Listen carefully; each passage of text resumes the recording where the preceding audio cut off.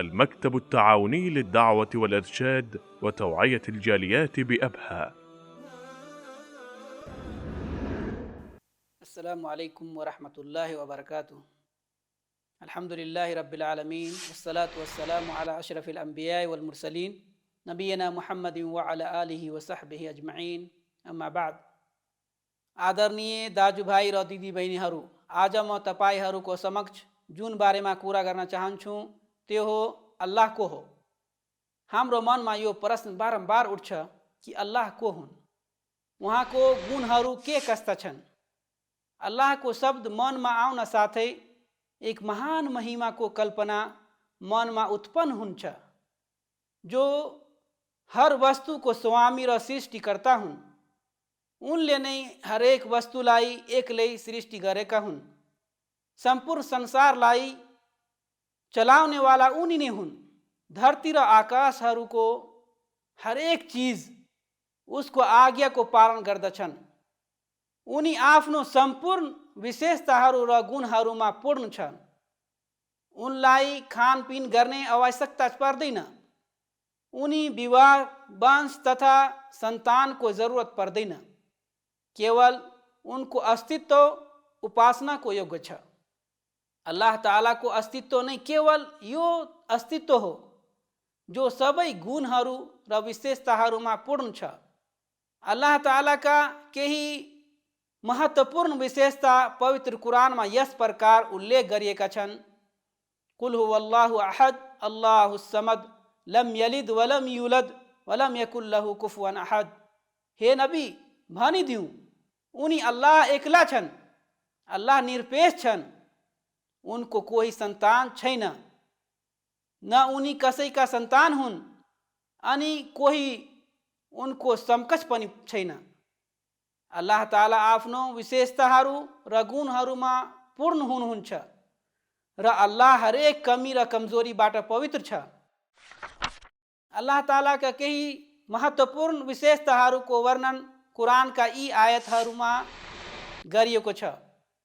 अल्लाहु ला इलाहा इल्ला हुवल हय्युल क़य्यूम ला ताखुजुहु सिनतुन वला नौम लहु मा फिस समावाति व मा फिल अर्द मन ज़ल्लज़ी यशफ़अउ इंदहु इल्ला बिइज़्निहि यअलमु मा बैन अयदीहिम व मा ख़ल्फ़हुम व ला युहीतूना बिशैइन मिन इल्मिहि इल्ला बिमा शाअ वसिअ कुर्सियहुस समावाति वल अर्द व ला यऊदुहु हिफ़्ज़ुहुमा व हुवल अलियुल अज़ीम।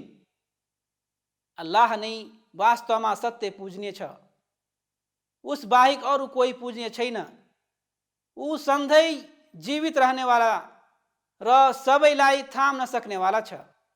उसलाई न अल्छी लाग्छ न निद्रा आउँछ। जे जति आकाश मण्डलमा छन् र जे धरतीमा छ, सबै उसैको हो। को छ जसले उसको अनुमति बिना उसँग कसैको सिफारिस गर्न सकोस्। जे जति उनको अगाडि छ र जे जति तिनीहरूभन्दा अधि भइसकेको छ, उसलाई सबै थाहा छ र तिनीहरूले उसको ज्ञानको केही अंशको पनि घेराबन्दी गर्न सक्दैनन्। हो, उसले चाहेको हदसम्म मात्र। उसको कुर्सीले आकाश मण्डल र धरतीलाई घेरिराखेको छ र अल्लाहले उनको रक्षा गर्नबाट थाक्दैन र न त दिक्क मान्छ। ऊ त सर्वोच्च र सबभन्दा ठुलो हो। अल्लाह ताला नै एक्ला संसार र यसमा भएको हरेक वस्तुको मालिक र स्वामी हुन्। उनले नै सम्पूर्ण वस्तुको रचना गरेका हुन्। उनले नै सबैलाई जीविका दिन्छन्। उनले नै सबैलाई मृत्यु दिन्छन्। उहाँ नै सबैलाई जीवित पार्छन्। यिनी उपकारलाई याद दिलाउँदै अल्लाह तालाले कुरानमा भन्नुभयो, रब्बिस समावाति वल अर्दि व मा बैनहुमा इन कुन्तुम मूक़िनीन ला इलाहा इल्ला हुवा युह्यी व युमीत रब्बुकुम व रब्बु आबाइकुमुल अव्वलीन।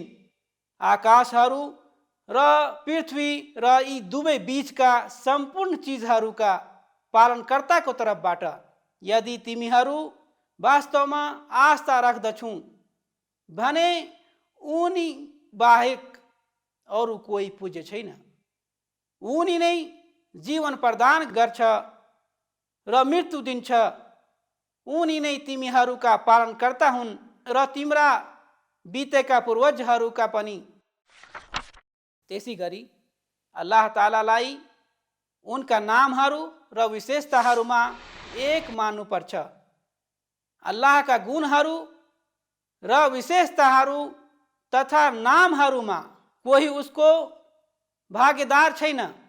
यी विशेषताहरू र गुणहरूलाई त्यस्तै मान जस्तै अल्लाहले उसको आफ्नो लागि बताएका छन् या अल्लाहको नबी सल्लल्लाहु अलैहि वसल्लमले उस विशेषताको बारेमा जानकारी गराउनु भएको छ र यी विशेषता र गुणहरूको बयान त्यसरी नगर्नु जसरी अल्लाह र उहाँको सन्देशटाले वर्णन गरेका छैनन्।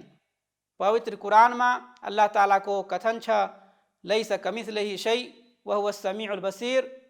अल्लाह ताला जस्तै अरू कोही छैन र उनी सर्वश्रोता एवं सर्वदृष्टा छन्।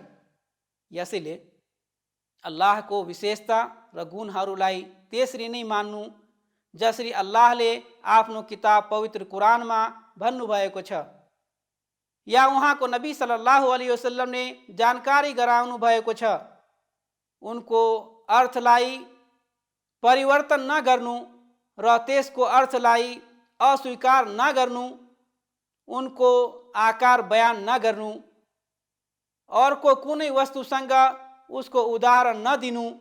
तर यो भन्न सकिन्छ अल्लाह ताला सुन्नुहुन्छ, देख्नुहुन्छ, जान्नुहुन्छ, शक्तिशाली हुनुहुन्छ, जस्तै कि अल्लाहको शानको योग्य छ। उहाँ आफ्नो विशेषतामा पूर्ण हुनुहुन्छ। उहाँमा कुनै प्रकारको कमी छैन। कोही उहाँ जस्तो हुन सक्दैन र न उहाँको विशेषतामा समानता हुन सक्छ। त्यसै गरी ती सबै विशेषता र गुणहरूलाई अस्वीकार गर्नु जुन अल्लाहले आफ्नो बारेमा अस्वीकार गरेको छन् या अल्लाहको नबी सल्लल्लाहु अलैहि वसल्लमले अल्लाहको बारेमा जुन विशेषतालाई अस्वीकार गरेका छन्, जस्तै कि अल्लाह तालाको भनाइ छ, वलिल्लाहिल अस्माउल हुस्ना फदउहु बिहा वज़रुल लज़ीना युल्हिदून फी अस्माइही सयुजज़ौना मा कानु यामलून। अल्लाहका राम्रा नामहरू छन् र उनलाई उनकै नामबाट पुकार्ने गर अनि ती व्यक्तिहरूलाई छोडिदिउँ जो उसका नामहरूबाट दृष्ट देखाउँछन्। तिनीहरूले गर्ने गरेका कार्यको सजाय तिनीहरूले चाँडै नै पाउनेछन्। अन्तमा हामी अल्लाहसँग दुआ गर्दछौँ कि उहाँ हामी सबैलाई आफ्नो बारेमा सही ज्ञान प्रदान गरून्। आमीन। वसल्लल्लाहु अला नबियना मुहम्मद व अला आलिहि व सहबिहि अजमईन। दुआत लिलहुदा दुनिया व दीना अला मिनहाज खैरिल मुरसलीन وبالحسنى نشق سبيل رشد إلى جنات رب العالمين.